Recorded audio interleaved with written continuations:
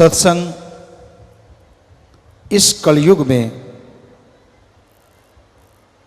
जलते बलते जीवों के लिए संजीवनी है। काम वासना, क्रोध, लोभ, मोह, अहंकार में जो लोग जल रहे हैं, बल रहे हैं, सत्संग में ओम, हरि, अल्लाह, गॉड, खुदा, रब, वाहिगुरु, ईश्वर का वो नाम मिलता है जिसका जाप करने से जन्मों जन्मों के पाप कर्म कट जाया करते हैं।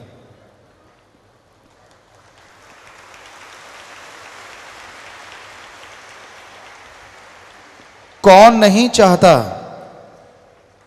कि वो बेगम हो? कौन नहीं चाहता कि वो निरोग हो? कौन नहीं चाहता कि उसका घर परिवार सुख शांति से, परमानंद से जीवन जिए? हर कोई चाहता है कि ऐसा हो, लेकिन परमानंद के लिए हर गम, दुख, दर्द, परेशानी की बीमारी के लिए एकमात्र उपाय, एकमात्र इलाज, एकमात्र टॉनिक अगर कोई है तो वो है मालिक का नाम। मालिक का नाम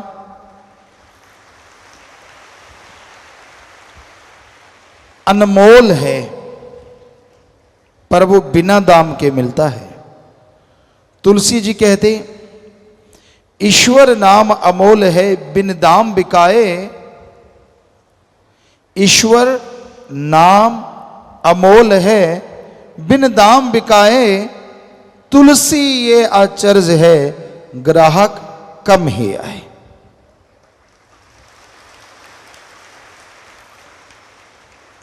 ईश्वर का नाम अनमोल है, पर बिना दाम के वो मिलता है। तुलसी जी कहते, आश्चर्यजनक बात ये होगी कलयुग में कि भगवान का नाम अनमोल होते भी फकीर बिना दाम के देंगे, लेकिन लेने वाले ग्राहक कम नजर आएंगे। वैसे देखा जाए तो आज राम नाम के ग्राहक बहुत बढ़ रहे हैं, लेकिन सारी जनसंख्या का देखा जाए तो तुलसी जी वाली बात बिल्कुल सच नजर आती है। हजारों में, लाखों में, महीने में लोग मालिक के नाम से जुड़ते हैं। ये कोई छोटी बात नहीं है। दिन रात ओम, हरि, अल्लाह, वाहिगुरु, गॉड, खुदा, रब की भक्ति इबादत में जुड़ने वाले बढ़ते जा रहे हैं। उतना ही काल महाकाल जलता है, तड़फता है, और बुराई के नुमाइंदे राम नाम को रोकने के लिए लाखों करोड़ों रुपए लोगों पे खर्च कर रहे हैं कि कैसे प्रभु का नाम रुके, कैसे कोई राम का नाम लेना बंद कर दे, कैसे कोई बुराइयां और बढ़ाए, बुराई को बढ़ावा मिले और राम नाम, अल्लाह, वाहिगुरु, ईश्वर का नाम रुके। प्रलय महाप्रलय भी राम नाम ना रोक सकी। ये तो चलता था, चलता है और चलता ही रहेगा। राम, अल्लाह, वाहिगुरु, गॉड, खुदा यानी सुप्रीम पावर, उसका नाम कभी भी खत्म नहीं होता। प्रलय महाप्रलय में ब्रह्म तक लोग खत्म हो जाते हैं, लेकिन पार ब्रह्म ना कभी खत्म हुआ, ना हुआ था और ना कभी होगा। वो धुन है, वो अनहद नाद है, वो हरि रस है, वो अमृत है, वो आबो हयात है। वो है तो सब कुछ है, वो नहीं तो कुछ भी नहीं है। तो उस नाम से आप जुड़ो। जुड़ गए हो तो हमारी हाथ जोड़ के विनती, आप आधा घंटा सुबह आधा घंटा शाम आप जाप करके देखो, 2-4 महीने, हम आपको गारंटी देते हैं ऐसा सुख मिलेगा, ऐसी शांति मिलेगी जिसकी आपने कभी कल्पना भी नहीं की होगी।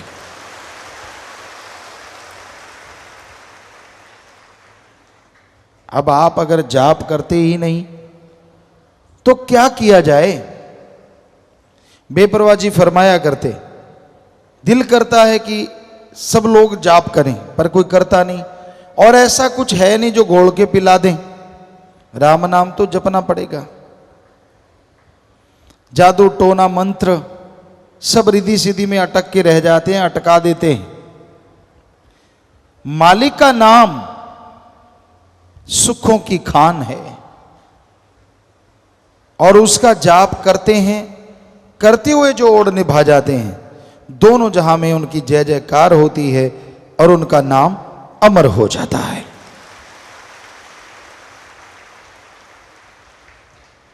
सच्चे दाता रहबर बेपरवाह जी ने फरमाया, बचनों पे अमल करना सीखो। राम नाम का जाप करो, मालिक के नाम की चर्चा करो, और मालिक का नाम वो परमानंद देगा, वो खुशियां देगा जो अनमोल हैं, किसी भी मोल कहीं से भी खरीदी नहीं जा सकती। तो राम का नाम खुशियां लेके आता है, बदले में कुछ देना नहीं पड़ता, ना पैसा देना पड़े, ना घर परिवार त्यागना पड़े। आप घर परिवार में रहते हुए मालिक का नाम ले सकते हैं और उसकी कृपा दृष्टि के काबिल बन सकते हैं। राम नाम जपने के लिए लोग सब कुछ त्याग देते हैं। इंसानियत की सेवा के लिए जो त्यागी तपस्वी यानी ब्रह्मचारी सतब्रह्मचारी बन जाते हैं, वो नसीबों वाले होते हैं। उनकी कुलें, उनके परिवार अति भाग्यशाली होते हैं।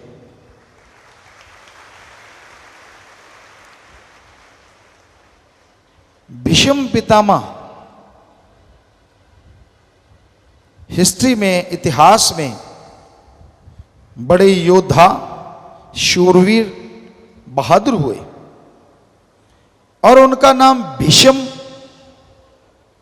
क्यों पड़ा? क्योंकि उन्होंने अपने बाप के लिए अपना जीवन कुर्बान कर दिया। ये कसम खाई कि मैं जिंदगी भर शादी नहीं करवाऊंगा, ब्रह्मचर्य का पालन करूंगा, ताकि उसका बाप शादी करवा सके और उस शादी से जो बच्चा हो वो राज सिंहासन संभाल सके। उन्होंने ये कसम खाई, तो तब से उनका नाम पड़ा भीष्म पितामह।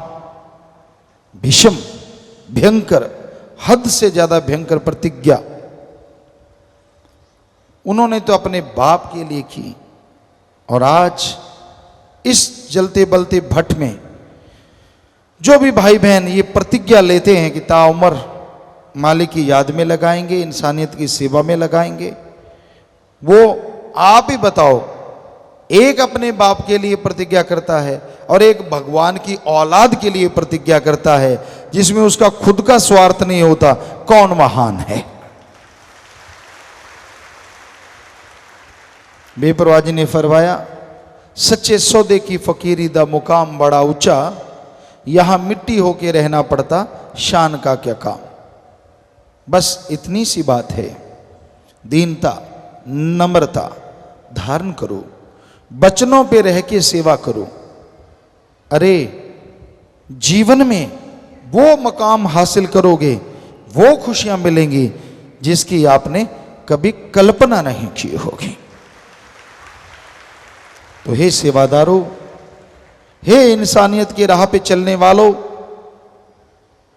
कदम कदम पे काल की बिछी हुई डोरियां, बिछे हुए जाल आपको रोकने की कोशिश करेंगे, लेकिन आप राम नाम के सहारे, ओम हरि सदगुरु मौला के सहारे, सेवा सुमरण के सहारे आगे बढ़ते जाओ तो ये डोरियां अपने आप ही जल के भस्म हो जाएंगी और आप मालिक की कृपा दृष्टि के काबिल बनते चले जाएंगे। ये कौन से जाल हैं जो काल ने बिछा रखे हैं? काम वासना है जो इंसान को बुरी तरह भ्रमित कर देता है, बर्बाद कर देता है, कहीं का नहीं छोड़ता। फिर क्रोध है, क्रोध में आके लोग अपना बहुत कुछ बर्बाद कर लेते हैं।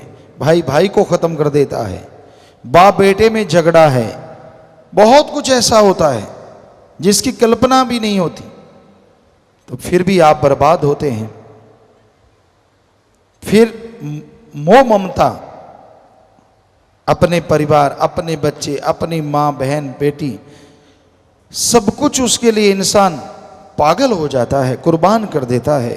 चाहे वो कितना भी गलत कर रहे हों, लोग बताएं कि भाई आपका बेटा आपकी बेटी गलत, नहीं मानता तो वो एक दिन उन्हें विष रूप बना देता है और खुद भी सारा परिवार कलंकित हो जाता है। फिर है लोभ लालच। लोभ है सर्व पाप का बाप। लोभ लालच यहां आया नहीं कि बाकी के पाप जुड़ते चले जाते हैं। इंसान भूल जाता है सब कुछ, अपनों का बुरा करता है। हम आपको बात सुनाया करते हैं, आज फिर ख्याल में आई। एक चोर था, बड़ा शातिर चोर, बड़ा ही शातिर, जिसे कभी कोई पकड़ नहीं पाया। इतनी सफाई से चोरी करता था कि कुछ पता ही नहीं चलता था, कोई सबूत नहीं। एक दिन बहुत धनाढ़ आदमी के घर सुबह हुई, नौकर चाकरों ने शोर मचा दिया कि दीवार टूटी हुई है, चोर ने चोरी की है, सेंध लगाई है। मालिक जागे, दौड़ के देखा, सारे अलमीरा वगैरह खुली पड़ी थी, संदूक खुले पड़े थे। एक बड़ी सी पोटली पड़ी थी। जब उसके पास गए, नीचे एक बड़ी सी पर्ची पड़ी थी। पोटली साइड में करी, उस पर्ची पे लिखा हुआ था, मैं वही शातिर चोर हूं जो किसी के पकड़ में नहीं आया। रात में आपके यहां चोरी करने आया, मैंने सारा कुछ इस पोटली में बांध लिया, हीरे जवाहरात, सोना, सब कुछ मोती इसमें है। मुझे भूख लगी, यहां आपके मर्तबान है, उसमें वाइट कलर का कुछ था। मैंने सोचा ये बूरा चीनी है।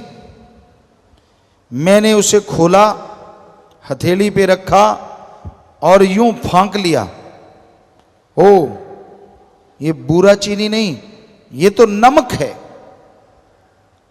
मैं बहुत बुरा हूं, चोर ने बोला। चोर कहने लगा, मैं बुरा हूं, अवगुण है मेरे में, लेकिन मैं नमक हरामी नहीं कर सकता।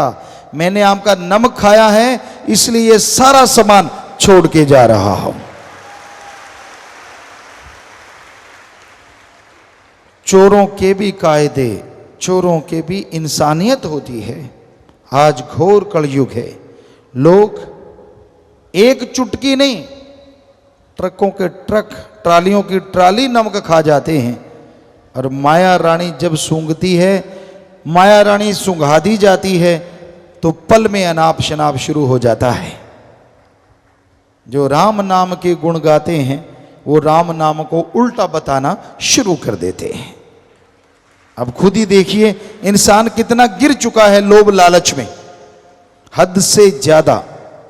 तो ये है लोभ लालच, और वो दुखी होते हैं, कुलें तक डूब जाती हैं, जीते जी परेशान रहते हैं, मरणोपरांत नरक में जाते हैं। फिर है अहंकार, किसी को अपने धर्म का, किसी को जात का, किसी को राज पहुंच का, किसी को पैसे का, किसी को औलाद का, किसी को शरीर का। बड़े अहंकार हैं इस जमाने में, इस दुनिया में। और उस अहंकार के घोड़े पे सवार जब इंसान हो जाता है तो अपना ही बुरा करता रहता है, दूसरों का बुरा नहीं होता। अहंकार को मार है, इसलिए अहंकार ना करो। रावण से बढ़ के और कोई मिसाल हो नहीं सकती, उदाहरण हो नहीं सकता।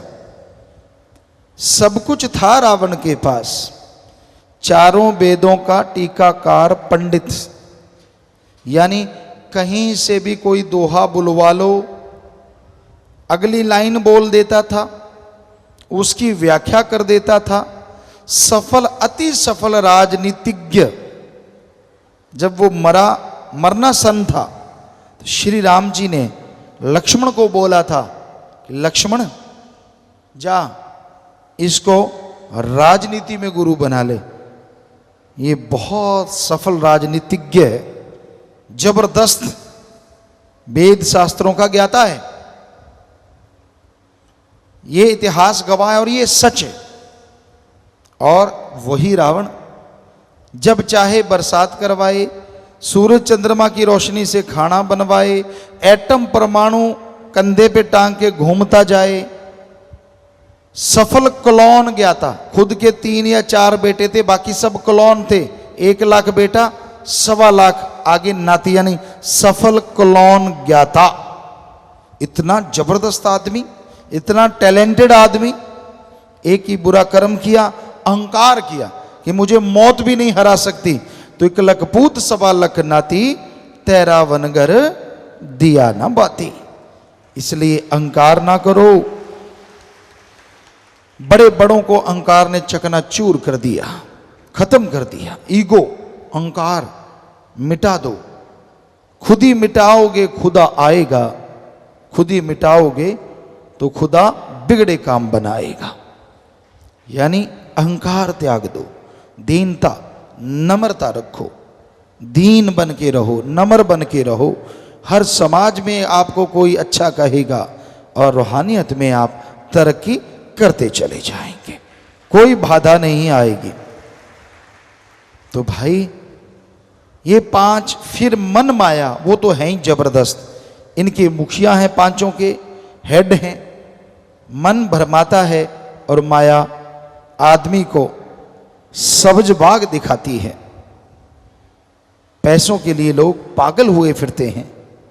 अरे हमने देखा ऐसा राजस्थान में, गरीब के इलाके में, गरीबी के इलाके में, आपने भी यूपी साइड में गरीबी इलाके में देखा होगा। बहुत पहले की बात है, 5-5, 10-10 रुपए के लिए लोग, भाई बहन अपनी इज्जत बेचते हमने देखे हैं, सिर्फ 5-10 रुपए के लिए। आज का माने तो 100-500 के लिए। तो अब आदमी को अगर ज़्यादा पैसा मिलता है और इज्जत भी लुटानी नहीं पड़ती तो वो कुछ भी कह सकता है, कुछ भी बोल सकता है। ऐसा है ये घोर कलयुग। लोग पैसा उठाए घूमते हैं कि तू भाई ये कर दे, तू वो कर दे, तू फला कर दे। लोग गुमराह हो जाते हैं, उनके हाथों की कठपुतली बन जाते हैं। आज समाज में आम देखने को मिलता है। सब कायदे कानून भूल के उसी में लग जाते हैं। तो भाई इस कलयुग में इन 7 ने भयंकर तूफान खड़े कर रखे हैं। किसने? काम, वासना, क्रोध, लोभ, मोह, अहंकार, मन माया ने। 7 के चक्रव्यूह में लोग बुरी तरह से टाइट होते जा रहे हैं।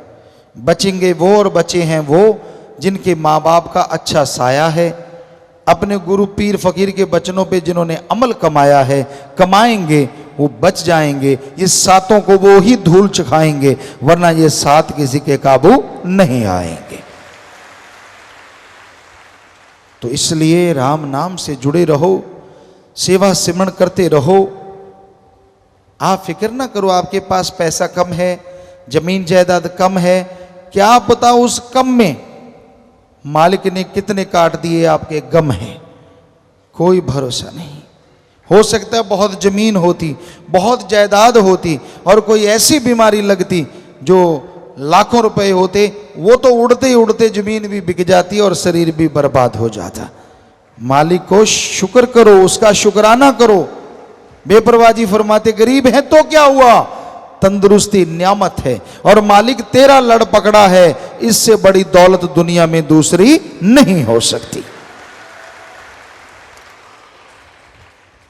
एक बार हम सत्संग करते करते, दिन में 3 सत्संगें होती थी, 7 से 9, 12 से शायद 7 से 9:30 और 12 से 2:30 बजे और फिर 3:30 से 5:30, ऐसा 3 सत्संग डेली होता था।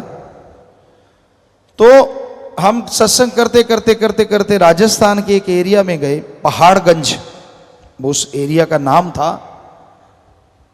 होता क्या था, पहली सत्संग करी, सेवादारों की 3 टीमें होती थी। पहली टीम सत्संग करवाती, 3rd जगह पे पहुंच जाती थी, 3री जगह, और एक दूसरी वाली होती थी। तो दूसरी वाली सत्संग करवाने के बाद टेंट वगैरह लगवाने के लिए तीसरी टीम के साथ जंगलों में चली जाती थी कि यहाँ सत्संग होना है। अगले दिन का आसपास के जंगलात, खाली जगह, वहाँ टेंट लगाते थे और जंगल में हम सब लोग रुका करते थे टेंटों में। तो उस पहाड़गंज एरिया में सत्संग होना था, 3 सत्संगें हुई। हम रात को पहुंचे तो हमें बताया कि पिताजी यहाँ पास में एक गरीब परिवार रहता है, 2 मियाँ बीबी, बुजुर्ग, काफी उम्र थी उनकी, बुजुर्ग थे। तो कहते उनका मकान एक सही है, एक की आधी छत गिरी हुई है, गरीब हैं, पैसा नहीं है। तो हमने कहा फिर, कहते हमने उनको बोला कि आटा ले लो। वो कहते गुरुजी आएंगे, यहाँ रुकेंगे, हमारा कुएं का पानी पियो, कोई हर्ज नहीं, पर क्या हमें कुछ देना पड़ेगा? सेवादार कहते नहीं, आपको कुछ देना नहीं पड़ेगा, बल्कि हम आपको आटा देते हैं, आपकी छत बना देते हैं, घर बना देते हैं। वो हाथ जोड़ के खड़े हो गए, दोनों बुजुर्ग बागड़ी परिवार। कहने लगे भाई हो सके तो माने थारे गुरुजी से मिला दो, कि अगर हो सकता है तो आप हमें आपके गुरुजी से मिला सकते हो। वो कहते हाँ। तो हमें कहने लगे गुरुजी उनको मिलाएं। हमने कहा जरूर मिलाओ। बुलाया, दोनों बेचारे बुजुर्ग, लगभग 70-80 साल के बीच की उम्र, मियाँ बीबी। हमने कहा बोलो बेटा, हम आपकी क्या सेवा कर सकते हैं? आंखों में आंसू आ गए। कहते गुरुजी पहली बात तो ये, आज तक कोई भी संत फकीर आया हमसे भी पैसा लेके गया, हालांकि हमारा आधा घर गिरा हुआ है, इतनी फसल नहीं होती, लेकिन पहले आप फकीर हैं जिसके भक्त ये कहते हैं हम आपका घर बना दें, आपको आटा दे दें। तो हमने ये नहीं लेना। हमने कहा फिर और क्या चाहिए? ध्यान से सुनने वाली बात है। हमने कहा फिर आपको क्या चाहिए? वो दोनों के हाथ कांप रहे थे, ऐसे ऐसे बुजुर्ग थे। कहते गुरुजी हमें ज्यों का त्यों वो सीन याद है, और रात थी, लाइटें जगी हुई थी और थोड़ा थोड़ा अंधेरा था। कहने लगे गुरुजी अगर हमें कुछ देना है तो हमें राम से मिला दो, भगवान से मिला दो। हमें भगवान चाहिए, धन दौलत जमीन जायदाद नहीं चाहिए। वाह, ये है इंसानियत, ये है मानवता। गरीबी हुई तो क्या हुआ, भगवान ने हमें उनके घर जा छोड़ा। जितना मर्जी जोर लगाते कहीं जगह नहीं मिली, उनके घर के पास ही जगह मिली, जंगलों में, बस आसपास जंगल था, गांव नहीं था, उनका एक घर था, वहीं पानी मिला, कहीं पानी ना मिला उस रात। तो ये है उनकी सच्ची तड़फ, अगले दिन उन्होंने नाम लिया, गुरु मंत्र का जाप किया और नाचने लगे कि हमें सच्चा मोक्ष मिल गया है, सच्ची भक्ति का तरीका मिल गया है। ये है इंसानियत, आज भी जिंदा है। आज भी माँ बाप के अच्छे नेक बच्चे हैं जो दृढ़ता से, हिम्मत से सतगुरु के उन वचनों पे अमल करते हैं कि सारी दुनिया एक पास से, मेरा सतगुरु प्यारा एक पास। दुनिया को, दौलत को, शोहरत को ठुकरा देते हैं और अपने भगवान अल्लाह सतगुरु राम से हमेशा नाता जोड़े रखते हैं। तो धन्य ऐसे माँ बाप, धन्य ऐसे बच्चे, धन्य ऐसी कुलें जिनमें ऐसी औलादें, सेवादार जन्म लेते हैं। तो भाई यही आज के दौर का, आज के समय का बयान है, हकीकत है कि आज के दौर में क्या हो रहा है, कितना घोर कलयुग है। गुंडागर्दी, नशा प्रस्ती आम है और राम नाम के लिए लोग रोकते हैं, भक्ति इबादत के लिए रास्ते रोके जाते हैं, तरह तरह के नियम बनाए जाते हैं।